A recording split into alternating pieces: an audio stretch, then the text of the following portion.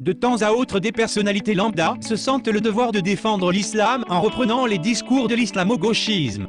Loin de s'apercevoir qu'ils nuisent à la communauté musulmane par la même occasion, ils se lancent dans de véritables campagnes de désinformation et trompent leur public. Bien évidemment, ces personnalités ne pointeront jamais le doigt sur les véritables sources du problème. C'est dommage parce que j'aime bien cette comédienne. Mais Marion fait partie de cela.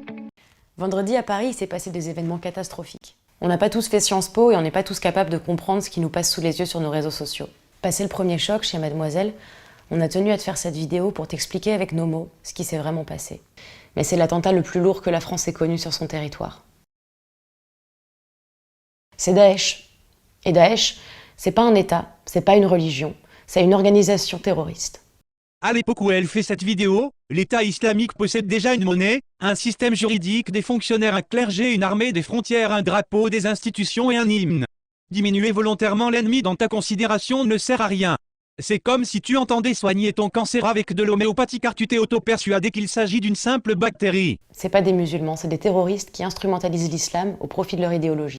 Malheureusement, ces mecs-là n'instrumentalisent rien, ils appliquent simplement ce pourquoi ils ont été programmés. Mais d'ailleurs, je rêve où les mecs les plus appliqués du monde au niveau de l'observation des préceptes de l'islam se font qualifier de non-musulmans par une boborisienne. Pourquoi croire qu'ils ne comprennent pas eux-mêmes leur propre religion? Pourquoi cette condescendance? Et pourquoi croire que toi, célébrité n'ayant jamais ouvert un livre théologique musulman, tu pourrais juger qui est musulman de qui ne l'est pas? Sur quoi te bases-tu? La différence entre un musulman et un islamiste, c'est que le musulman, c'est celui qui pratique la religion musulmane, alors que l'islamiste, c'est quelqu'un qui utilise la religion comme prétexte pour justifier des actes qui sont injustifiables. Les actes injustifiables en question ne le sont pas pour eux, l'hypocrite et le mécréant doivent se soumettre ou mourir, et c'est tout à fait justifiable, en vérité c'est même carrément demandé par Allah et Mahomet. Mais apparemment personne de son entourage n'a lu le Coran ou quelques hadiths, et du coup personne ne l'a informé. La vraie différence entre un islamiste et un musulman se trouve dans le degré d'application. Les deux n'ont de Dieu qu'Allah, et Mahomet est leur prophète. Seulement l'un des deux applique autant qu'il peut les préceptes islamiques, alors que l'autre ne se contente que d'une portion. Et c'est bien pour ça que les islamistes jouissent d'une certaine autorité morale dans la communauté musulmane. Najat Vallaud-Belkacem, vous avez envie de réagir? Non. C'est sûr qu'utiliser Dieu comme prétexte, c'est facile. Le mec va pas se pointer en disant « Bah, je les connais pas du tout ces mecs ». Non Marion, ce ne sont pas les djihadistes qui utilisent l'islam, mais bien l'islam qui utilise ces êtres humains pour se répandre en les endoctrinant et les transformant en moudjahidines. Ils sont nés comme toi et moi, vierges de tout, jusqu'à ce qu'ils tombent dans l'islam qui a fait d'eux ce qu'ils sont. L'islam et le Coran en particulier sont extrêmement possessifs et peuvent tout à fait embrigader un esprit faible. Regardons ensemble des exemples de chantage auxquels le lecteur est exposé dans ce bouquin. Conseil perso, n'achetez jamais un Coran. Préférez plutôt les sites musulmans officiels qui proposent souvent un système de recherche par mots-clés. Vous aurez ainsi accès aux sources authentiques, du moins celles utilisées par les musulmans de France, et ça vous évitera de financer le culte. La religion musulmane, c'est comme la religion catholique, c'est une religion pacifique, c'est-à-dire qu'il est interdit de tuer des gens. Pris en flagrant délit d'amalgame. Elle vient de transposer ses a priori chrétiens sur l'islam dont elle ne connaît rien. Pour elle, tous les monothéismes demandent de partager le pain, de tendre l'autre joue, de rendre à César ce qui est à César, de ne pas lapider les femmes et d'en avoir qu'une seule, ainsi que d'aimer son prochain. Eh ben non raté ma belle, l'islam demande un impôt supérieur aux non-musulmans, l'application du talion, l'indivisibilité du temporel et du spirituel, la polygamie, les sévices corporels, et la soumission puis la destruction des mécréants. Alors que Daesh tue des gens au nom de la religion. Il y a encore du boulot niveau cohérence. La cohérence, ce serait que tu parles de choses que tu connaisses. La preuve que l'islam utilise ces gens, et pas à l'inverse, se trouve là encore dans le Coran. Ça sonne pas assez, appel à combattre les mécréants pour toi. C'est bon là? L'organisation terroriste Daesh a revendiqué les attentats du 13 novembre dans un communiqué où ils disent avoir attaqué la capitale des abominations et de la perversion. Tu peux tirer cette tête Marion. Mais c'est pourtant bien comme ça que le Coran qualifie l'alcool et les jeux. Et oui pervers car à moins que j'ai loupé un truc, la majorité des Français ne croient pas en Allah. Encore une preuve de leur source d'inspiration unique. Ils en sont tellement imbibés qu'ils remplissent leurs textes de référence islamiques, mais à part ça ils ne sont pas musulmans. Et le Bataclan où des centaines d'idolâtres étaient rassemblés dans une fête de perversité. Tiens, des idolâtres? Dans le Coran, les idolâtres sont une sous-catégorie d'associateurs, ils utilisent des images ou des statues dans le cadre de leur culte, enfin bref c'est une catégorie spéciale de non-croyants. Ne me dis pas que le Coran demande aussi la mort des idolâtres. Ah bah merde, je croyais que c'était une religion qui interdisait de tuer. C'est à ce moment de la vidéo où j'aurai une bonne soixantaine de vannes à faire. De mon côté je n'ai peut-être pas de blague à balancer, mais j'ai eu une bonne soixantaine de versets coraniques qui déshumanisent les idolâtres et des associateurs, voire qui demandent l'action des musulmans à leur encontre. T'en dis quoi Marion? Et en même temps, ce texte me fait vraiment flipper. Oh mon Dieu! Elle nous fait part de sa peur de quelque chose qu'elle ne comprend pas. C'est donc une peur irrationnelle, une phobie. Sachant qu'absolument tout ce qu'il y a dans ce texte est à 100% islamique, c'est bien de l'islam en tant que tel dont elle est effrayée. Islamophobie détectée. Sur ce point-là je suis 100% d'accord, j'apprécie qu'elle ne boucle pas complètement la boucle et qu'elle détecte au moins un point irrationnel dans son narratif automutilatoire. Ça me rassure sur sa possible évolution. En janvier, quand les terroristes s'en sont pris aux journalistes de Charlie Hebdo, je crois qu'une partie de nous s'est rassurée en se disant qu'ils l'avaient un peu provoqué en faisant ces caricatures. Là, ce que dit Daesh, c'est que du coup, en sortant, en allant boire des verres, en allant à un concert, nous aussi on l'a provoqué. La notion de provocation est secondaire, ils s'attaquent à ce que nous sommes comme entité globale, des mécréants, et en font ainsi depuis 14 siècles. Et oui, Allah et Mahomet menaçaient déjà les mécréants 14 siècles avant que tu ne viennes au monde. Mords-toi bien les doigts. Et ça me fait vraiment pas rire en fait, parce que sortir avec mes amis, manger dehors, être en terrasse, aller à un concert, c'est pas un acte politique, c'est pas un acte de revendication, c'est ma vie, c'est ce que je fais tous les jours. Tu es toi-même dans une forme ou une autre de péché islamique 24 heures sur 24 et Allah demande la mort des mécréants. Mais tu vois toujours pas pourquoi il pourrait en vouloir à des gens comme toi? Ah merde, fallait peut-être se renseigner avant de tourner la vidéo. J'interdis à personne de vivre différemment et j'oblige personne à vivre comme moi. C'est pas le cas de l'islam. Vraiment, mais alors vraiment pas. Il y a plein de Parisiens et de Parisiennes qui sont sortis ce week-end, manger en terrasse, boire des coups, écouter de la musique très fort. Et tant mieux pour eux. Mais la vraie cible des attentats, c'est pas notre goût prononcé pour la perversion et l'abomination. Allah lui-même nous considère comme les pires des créatures.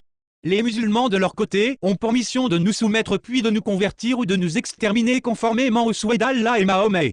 Mais voilà que Marion décide de nous expliquer que ces gens qui ont assassiné des innocents au nom d'Allah l'ont fait pour une autre raison. Mais laquelle? C'est notre capacité à vivre ensemble. Bah voyons. Ce serait au mieux le 32e point pour lequel ils attaqueraient, d'ailleurs ils n'en font aucunement part dans leurs revendications. Comment avec la réponse sous le nez, focaliser son attention sur autre chose que la source du problème? Marion seul le sait. Vivre ensemble entre ceux qui boivent de l'alcool et ceux qui en boivent pas, ceux qui mangent certains trucs et ceux qui en mangent pas, ceux qui pratiquent telle religion et ceux qui pratiquent pas. Succinctement, l'islam n'interdit pas le vivre ensemble à proprement parler, puisqu'il en use depuis plus d'un millénaire contrairement à nous, Européens, qui vivions dans une zone relativement homogène jusqu'à il y a peu. Seulement, leur vivre ensemble à eux s'appelle la dimitude, où les minorités ont autorisation de vivre leur foi et s'organiser en communauté ou miens.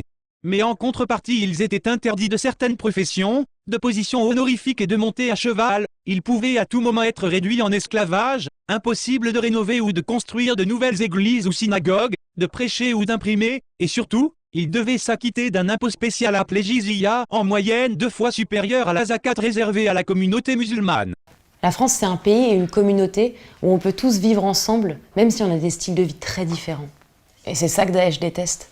C'est ça que Daesh attaque quand il tire sur la jeunesse dans un des quartiers les plus populaires de Paris. Faux. Allah est contre l'égalité.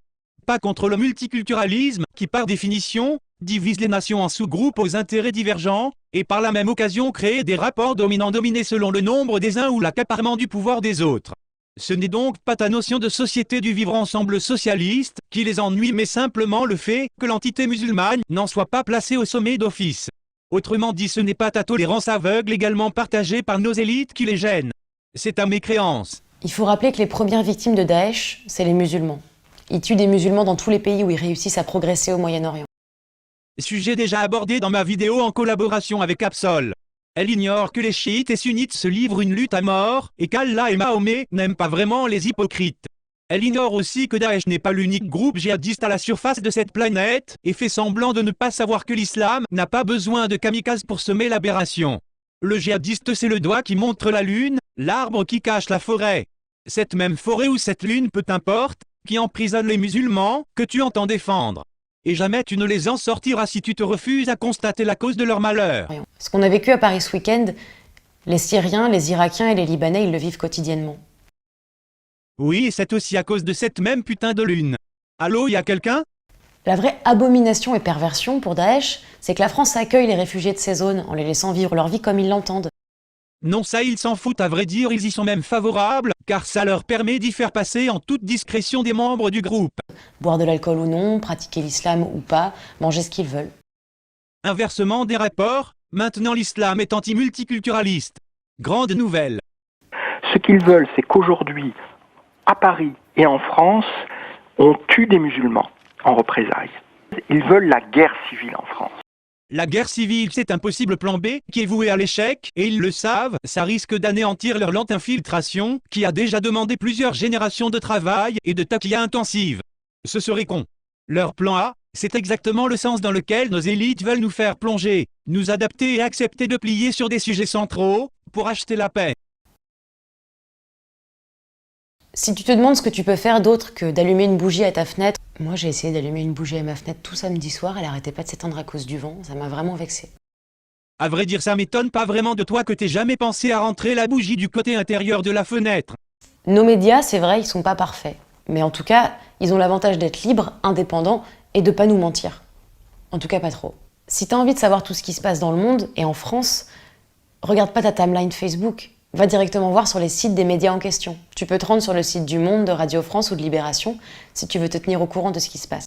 En substance, allez vous renseigner auprès des journaux les plus bien pensants de France pour éviter d'y trouver des articles qui mettent en cause le rôle du culte en tant que tel. Stigmatiser les musulmans, mettre de côté les gens qui ont des barbes, qui mangent pas de porc, qui boivent pas d'alcool, ça va servir à rien sinon à nous diviser encore plus. Tout à fait d'accord, il faut s'attaquer au corps doctrinaire et non aux êtres humains qu'ils sont avant et par-dessus tout. Comme tout autre homo sapiens, ils méritent notre attention et notre considération. Mais ce n'est pas à leur rendre service que de proférer des mensonges quant à leur doctrine religieuse.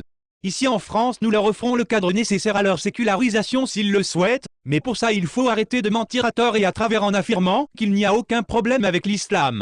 Sinon pourquoi en changerait-il? Et c'est exactement ce que Daesh cherche. Arrêtons de nous faire croire qu'on l'a bien cherché et qu'on l'a provoqué. Rien au monde ne justifie qu'on aille tirer sur des jeunes dans une salle de concert. C'était pas justifié en janvier sur les dessinateurs de presse, ça l'est pas plus vendredi sur les gens qui font la fête. Oh mon Dieu, j'arrive à être d'accord avec Marion sur 2 points d'affilée. Mais que se passe-t-il? Je me disais bien que ça allait pas durer.